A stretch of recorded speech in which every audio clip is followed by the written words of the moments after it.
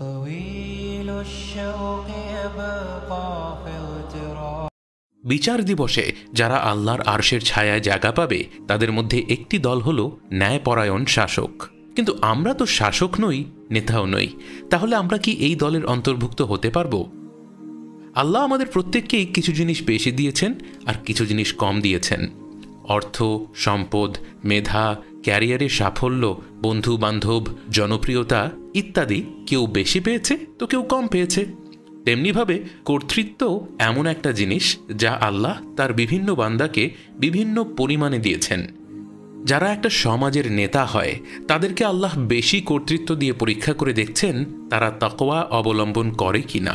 কিন্তু তাই বলে সেই সমাজের একজন সাধারণ নাগরিককে আল্লাহ যে কোনো কর্তৃত্বই দেননি, ব্যাপারটা কিন্তু এমন নয়। আমরা প্রত্যেকেই যার যার জীবনে কর্তৃত্ব পাই। হতে পারে সেটা বাবা মা হিসেবে, বা পরিবারের মূল রোজগার করা ব্যক্তি হিসেবে, বা কোনো কোম্পানিতে কারো বস হয়ে, বা কোনো ক্লাসের শিক্ষক হয়ে। জীবনে কোনোভাবেই কোনো প্রকার কর্তৃত্ব দিয়ে পরীক্ষিত হচ্ছেন না এমন মানুষ পাওয়া দুষ্কর। আমরা যার যার জায়গা থেকে কর্তৃত্ব পেলে কেমন আচরণ করি সেটাই মূল বিষয়। যদি কোনো রাজনৈতিক নেতা দুর্নীতি করে সেটা সমালোচনা করতে আমরা দেরি করি না, কিন্তু আমরা যেই প্রেক্ষাপটে যেই পরিমাণ কর্তৃত্ব পেয়েছি সেখানে আমরা ন্যায়পরায়ণতা বজায় রাখছি তো?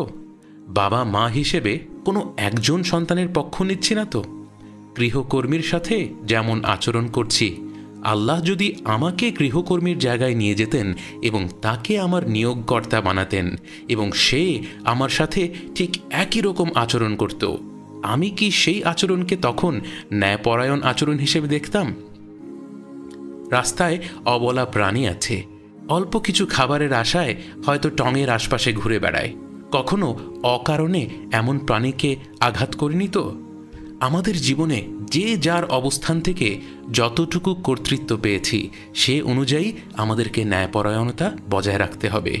সীমিত আকারে কর্তৃত্ব পেয়েও যদি আমরা ইনসাফ না করতে পারি তাহলে সেটাই প্রমাণ করে যে আল্লাহ যদি আমাদের কোনো নেতা বানিয়ে দিতেন সেই অবস্থানে পৌঁছেও আমরা ন্যায়পরায়ণতা বজায় রাখতে সক্ষম হতাম না।